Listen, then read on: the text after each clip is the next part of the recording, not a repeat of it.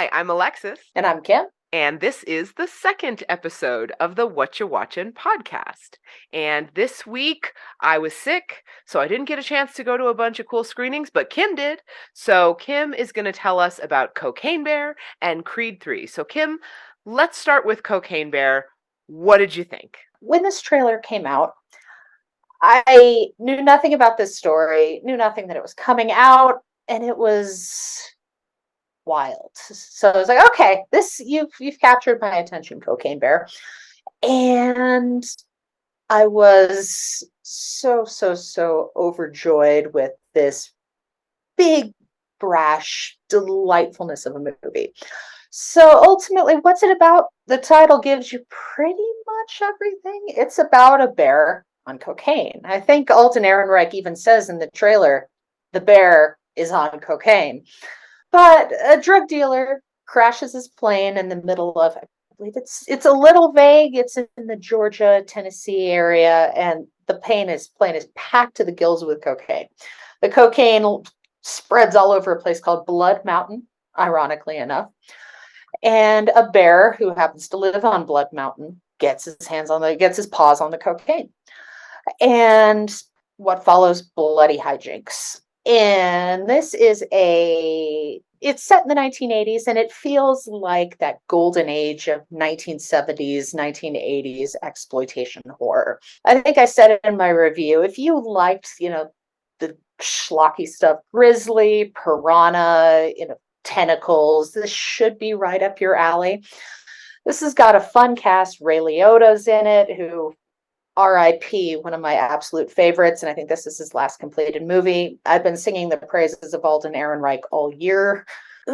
Carrie Russell, who I haven't thought about, to be perfectly honest, in a long time, and it was nice to have her back.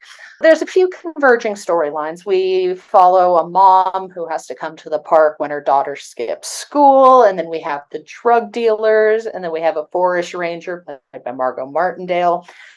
And all of these people kind of converge on Blood Mountain, right, as this bear is riding his cocaine high. It's bloody, it's funny, it's incredibly funny. I would actually say this is probably more of a comedy horror film than a horror comedy. There were multiple times the entire audience was in stitches. I think that's largely due to the bear, who I would call really the star of this film, despite the packed cast.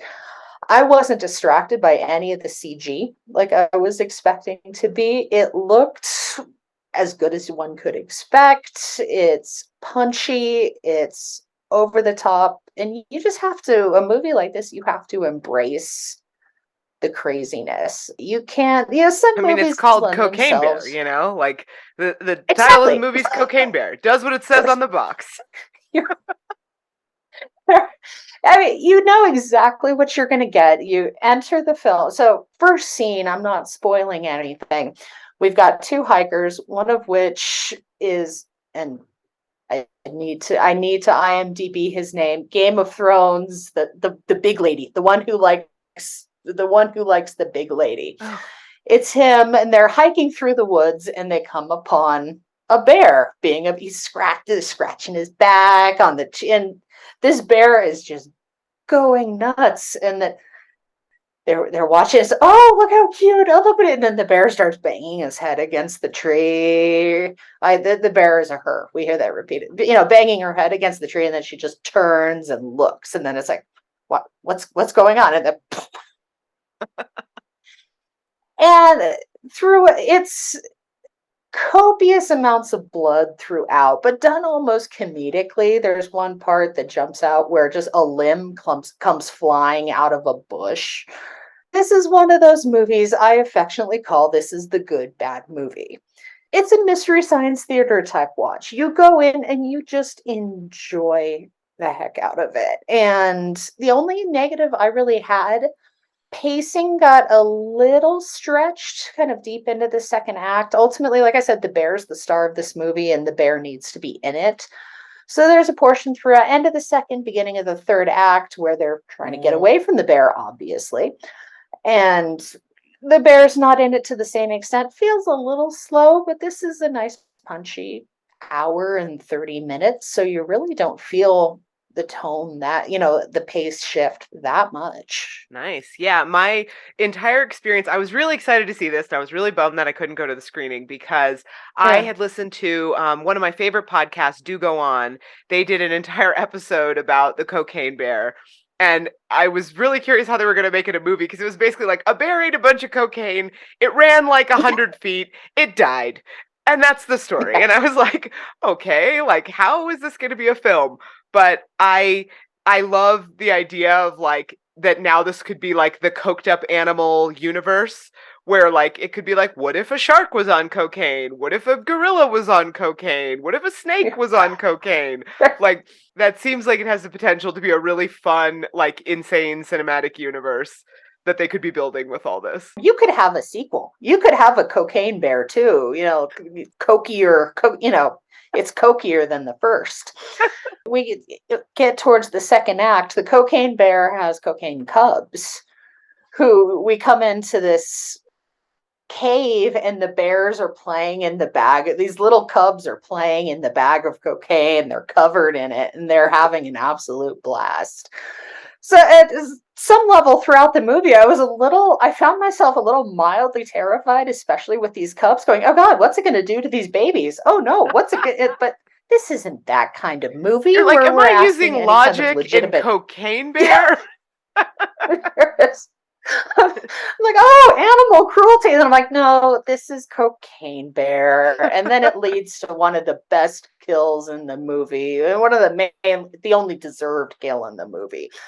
I had nothing bad to say coming out about when somebody asked me coming out of the screening what I thought about it. My response was 10 out of 10, no notes. Excellent.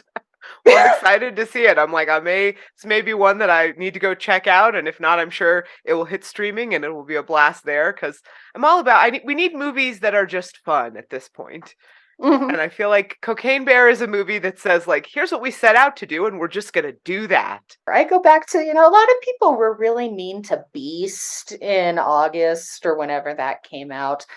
Idris Elba boxes a lion. The man literally has a fist fight with a lion. And I don't ask these questions. Should that have worked? No. Should Idris Elba have survived the film? No. Did I have a heck of a fun time watching it? Yes. That could be part of its own cinematic universe, like Idris Elba versus lions, and then there was that Liam Neeson versus wolves. We could just have like it's an older guy doing an action sequence where they fight like a CGI animal, and that could be a whole Yep. category. That's somebody's Letterboxd list. I'm sure there is one. The 50 to 60-year-old actor somehow beats the king of the jungle, forest, woods. Do we ask those questions? No. No, we Exactly. don't. You're here to see a man fight a wild animal made out of computers. We pay Hollywood, we vote with our wallets, and I am in favor of people voting for Cocaine Bear with their wallets. I think this was an incredibly fun theatrical experience. Sometimes you have movies like this where you can go, okay, it could wait for streaming. It can wait for the couch. This is one, a big theater. If you're able to go to theaters, if you're comfortable going to theaters, I would suggest this is one to check out because the communal theatrical experience with something this silly and zany was it's so far my most fun theatrical experience of the year. That's awesome. You want that like midnight movie type of atmosphere where you can have Yes. everybody kind of going crazy and just enjoying the movie together. Nobody's taking it too seriously. Nobody's trying to like follow anything or dissect anything with logic. It's like we're all just here to watch gory, bloody stuff happen and get some jokes in there and watch a coked up bear rampage on a town. And then you No, also it got to was. see Creed 3, which I understand from your Yes. review because everyone read Kim's reviews. They're linked in the description. But I understand you also enjoyed, and I feel like I probably it would have helped me not be so sick if I could look at double the abs from Jonathan Majors and Michael B. Jordan. And yet, that kind of medicine can't be prescribed, apparently. This was the best palate cleanser coming out of Ant-Man that I could have possibly had. because this now makes the third Jonathan Majors film we have had, what, in 2 months, because we had Yeah, a he Sundance stays film, we had working. Ant-Man, and he is working, and he's working hard. This one was, you take Michael B. Jordan, you take Jonathan Majors, two people who have already been in Marvel, and they crafted such a mind-blowingly intimate personal experience in the third film of a franchise that's expanding off of a franchise that had, what, 6 entries? I'm going to call this the Rocky universe, because essentially it is. The Rocky universe is tired. But this was, to me, it was so beautiful. It was so personal. They found a really nice flow here. And these, I said in my review, these Majors and Jordan are definitely the VIPs, and seeing these two face to face, it was an electric experience. Those two match up so well as performers that it just leaps off the screen. The story, essentially, Creed 3. We jump in, Adonis Creed is just retired. He's lived his career, but he's having a blast. His family keeps him young. He's working. Life is going pretty well. A friend of his from his childhood comes back, played by Jonathan Majors, and turns life upside down a little bit. He's recently released from jail. He had been arrested at a young age when he had possession of a gun off some other charges that Creed was also involved in. Jonathan Majors' character Damien had wanted to be a boxer, but he ended up in jail. Creed was the younger friend. He hadn't quite gotten to wanting to be a boxer. He became a boxer. He's got the gorgeous wife and the happy family and the hot career. So he's essentially living the life that Damien wanted for himself while he was in jail. It's a sports movie. You follow the narrative between these two men leading up to the big battle. You have the big game. It's a boxing match in Dodger Stadium. This was a real interesting watch too. This is Michael B. Jordan's directorial debut, and I was really interested in how he put all that together. He is an actor's director, to be sure. His camera, he had it stuck straight into the action so tight. Most of this film is deep, deep, deep close ups. You get to study every inch of these actors' face. You really appreciate the emotional moments, the tears, the drama. It works really well because he has no problem letting his actors do what they do best. The only problem being, it's a sports movie. It's a sports movie set in LA. So you have a big world, you've got big settings, you've got big action. Sometimes his style did work well kind of with the boxing, because I felt like it really brought a bone crunching power to it. You appreciated the gloves hitting the body and things like that. But at the same time, you never got a full appreciation kind of the characters within the world. You see such beautiful LA shots and kind of the establishing shots, and Jordan seems to be really interested in the other LA.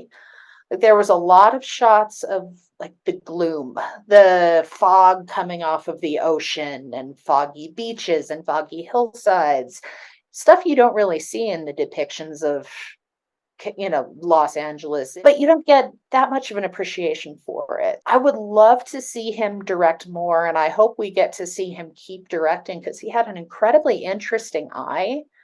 Just maybe not necessarily for sports movie. My criticism for it ended up being I wanted more. I wanted more appreciation of the action, more story. It was hour and 50 minutes. There were some plot points I think that could have been developed a little more, some character stuff that could have been fleshed out more. But if I'm saying your movie should have been longer, I wanted more of everything, that's a good sign, I Yeah. think. We're in such the It was era of the such. overly bloated, like, why is this movie 2.5 hours kind of movie, that Mhm. it's nice to be like, oh, this movie actually left me being like, we could have had even more of this movie, as opposed to, I'm ready to take a nap now. It could have been 20 minutes longer. And I said in my review, I'll be there for Creed 4. Yeah, I'm glad. It sounds like two movies that are not a Marvel movie that were both really good, and one like part of a franchise. See, franchise Hmm. movies can be good too. Exactly. there there is room for everything to exist. There's room for it. We just need to keep our minds open. Now, you were homesick. So what were you spending your time doing and watching? I was like, it's so funny because I have this like, when you're homesick, here's a bunch of movies you can watch and here's all these things. But this time I was really missing. I did not get the chance to see RRR in the theater and I was very bummed. Hopefully, maybe that'll change now that they're bringing it back. Hmm. But I did get a chance to see this movie Patan in the theaters. And that is the fourth movie in this franchise that is the YRF Spy Universe. So it's the Yashraj film Spy Universe. The first two films are about this character Tiger, who is a raw agent, which is like Indian Secret Service, and he falls in love with this woman Zoya, who is like Pakistani Secret Service. And it's basically like they're on these opposing sides, but they fall in love in the first movie. And the first movie is like kind of a different tone. It's almost like a rom-com in a lot of ways. A lot of it I takes love place it. in England. And then the second movie is where they go like, oh, this is like a spy action movie. And there's all this stuff where they're like battling these terrorists who have taken these nurses hostage. And Tiger's signature thing is that any piece of like fabric, he can like fight with that. It's almost like a Doctor Strange cape Hmm. where it's like he has a piece of fabric and he has like a scarf and he can like kill 3 guys with like a scarf just like by flicking it at them or something. So these movies, like, they get Yes. increasingly over the top in such a fun way. The Hmm. third movie is called War, and that one basically has this guy Kabir, who is an agent who's kind of gone rogue, and they have this other agent Khalid who has to go find him and be like, "Why have you gone rogue, Kabir?" And all this stuff goes on through there. He's sort of the grizzled, like, I do what I want. I'm the rogue guy. And then that involves like there's a face-off situation in there where there's like a face change that Hmm. is treated with like all the sort of scientific importance of like, just don't worry about it, whatever, he has a different face now, he switched faces.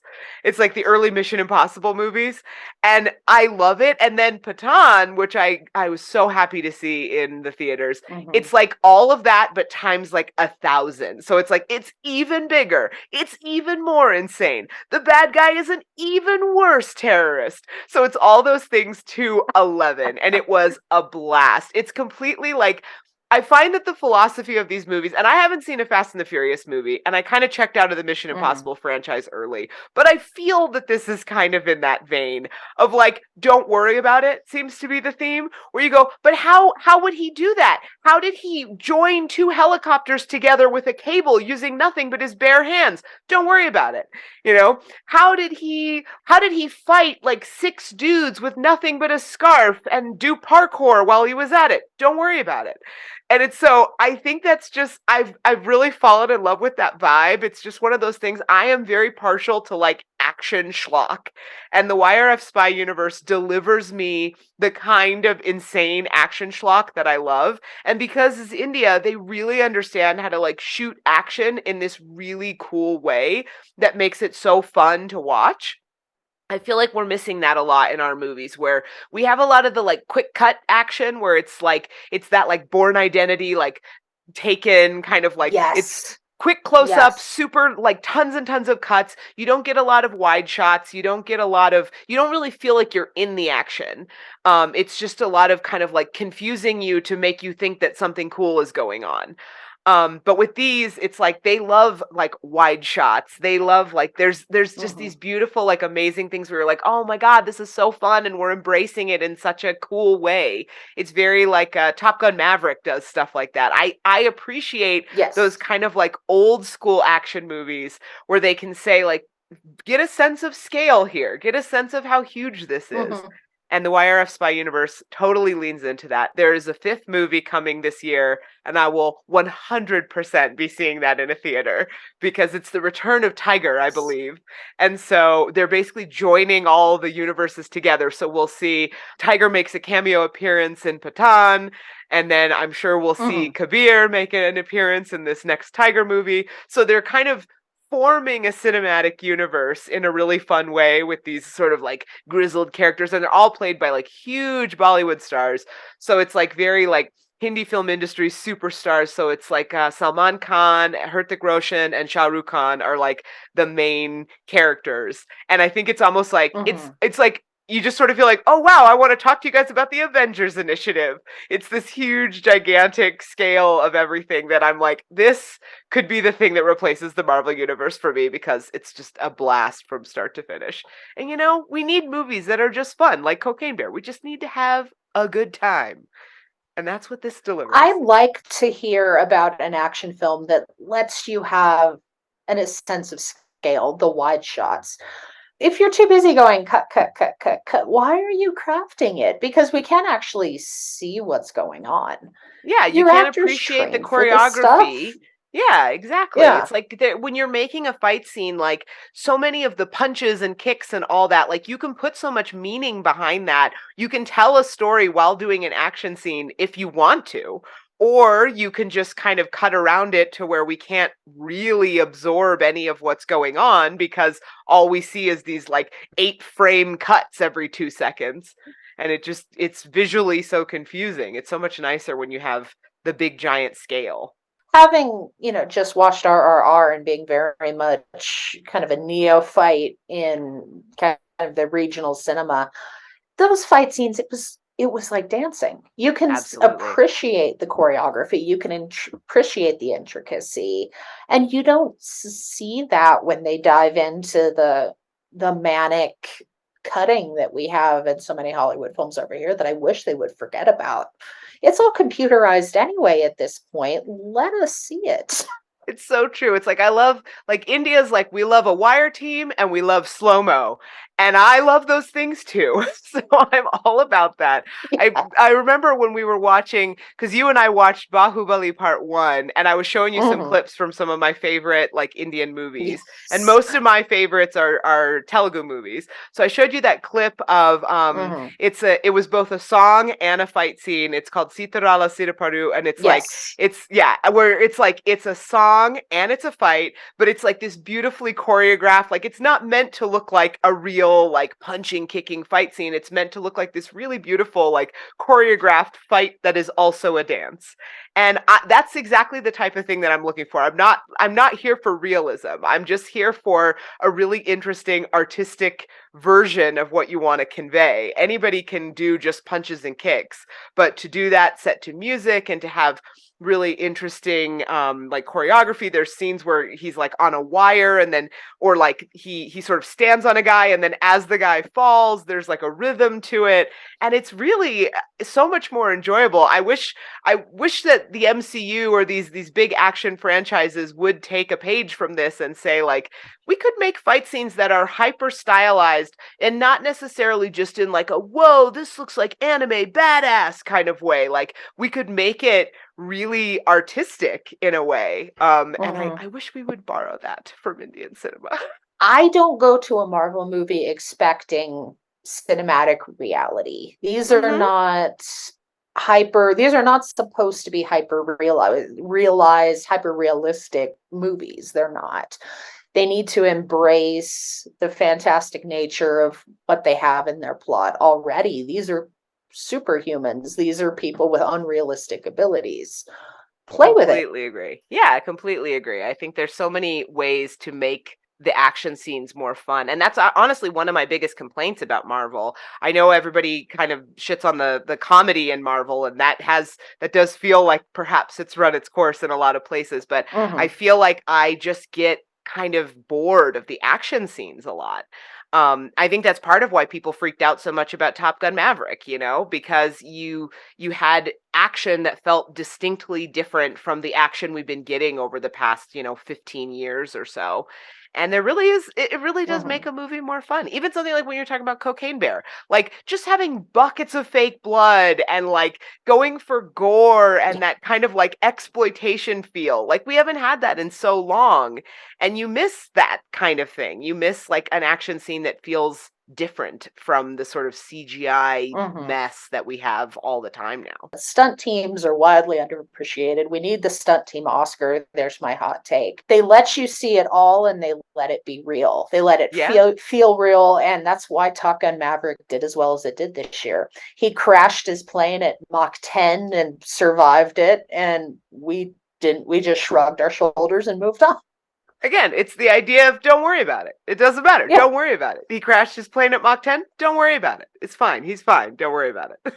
Are you he's having Tom a good Cruise. He'll time? survive. Then don't worry about it. Let's lean into that, movies. Let's go ahead and embrace that vibe. My knowledge of Indian cinema, I have watched so many Telugu films, and I have not really dabbled in Hindi movies, and I'm starting to, mostly because I love Ranveer Singh, who is one of my favorite actors. I love him. He's so charming. He's like incredible. So I started out by just watching a bunch of his movies, as I usually do when I get into a subject. I'm like, who is there a very handsome actor in this that I could sort of just like cling on to and go through their entire filmography? So that was me with Ranveer Singh.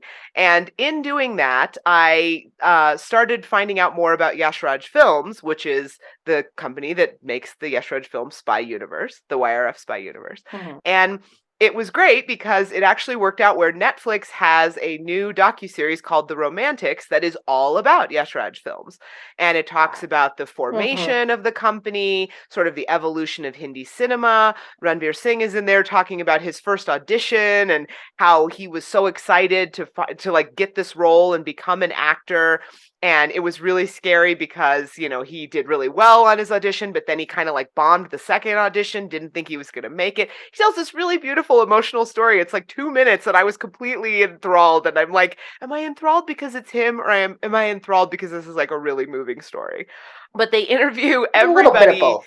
I know, I'm like a little from column A, a little from column B. Yeah. But they interview like these huge stars in the Hindi film industry, and they talk all about the evolution of it and kind of like going from kind of like rom-coms and the romantic movie to now these huge like action thriller things like the Spy Universe. And it was just really cool.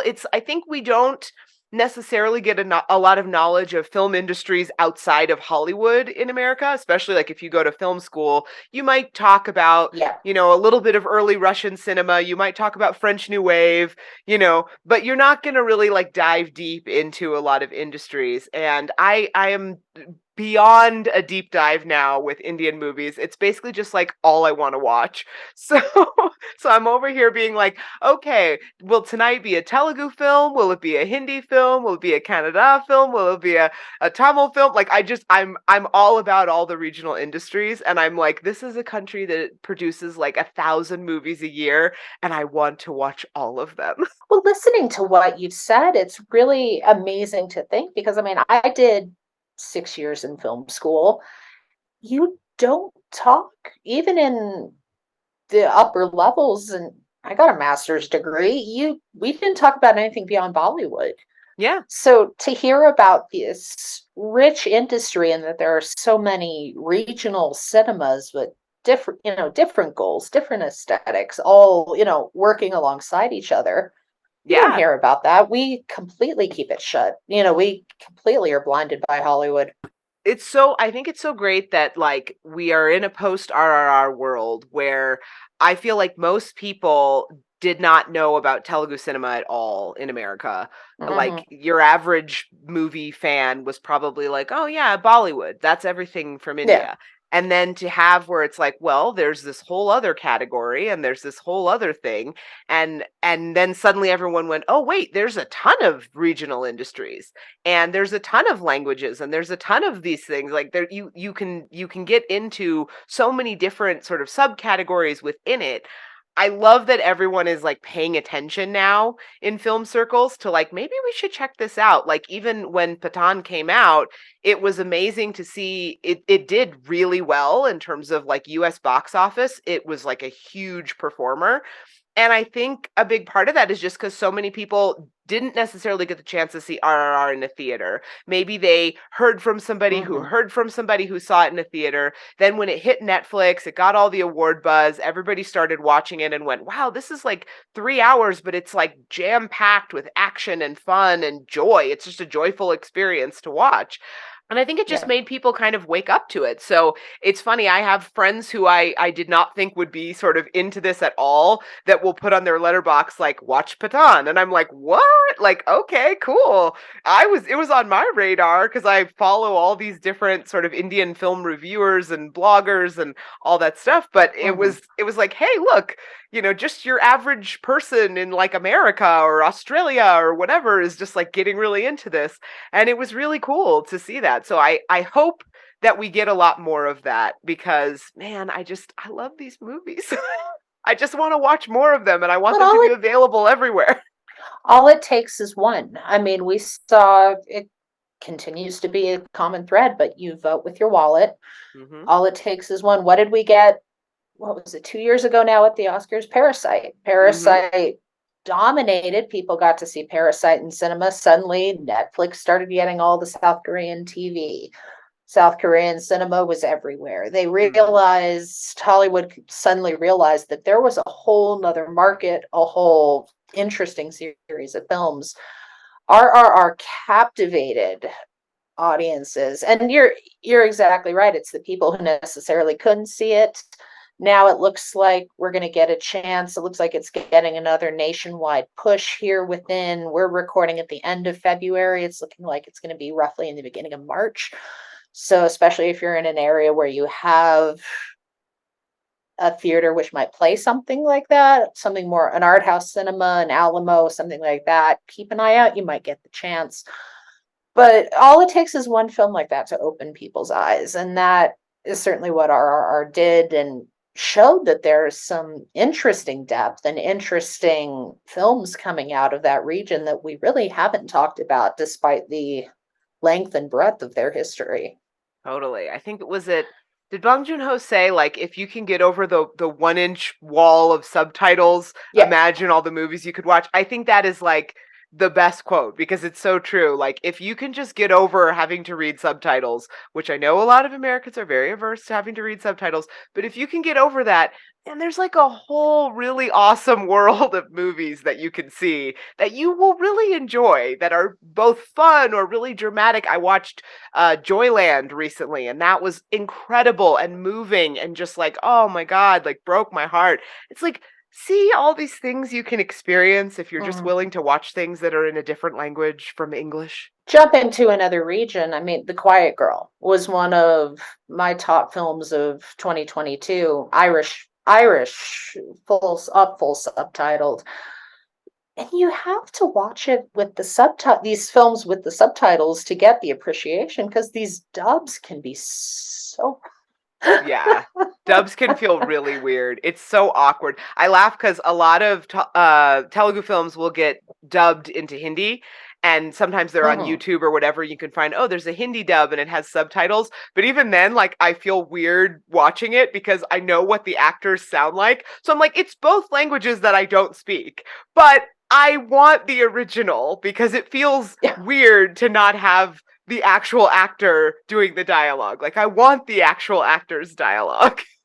I mean, bless Netflix. At least they're bringing us this content because they're where you're getting a lot of what you're in your Indian films. They're in terms of worldwide content, at least in the big streamers, they're one of the best we have right now, right? Yeah, yeah. They have a new show that I'm very much looking forward to because it has my boyfriend, my total huge super crush, Rana Dagubadi, is in this new series called Rana Naidu that's going to be on Netflix starting March 10th. And I am so excited Nice. for that because I'm like, I'm sorry, are you telling me that I get to watch a series that stars him? So multiple episodes where I can just watch this? I am thrilled for that. So yes, perhaps I just follow people that I have a crush on, but you know what? I get exposed to world cinema through gorgeous guys. So hate me, whatever, it's fine. Most of my delightful film viewing has been a result of one person or another who may have been at the top of my list at that given time.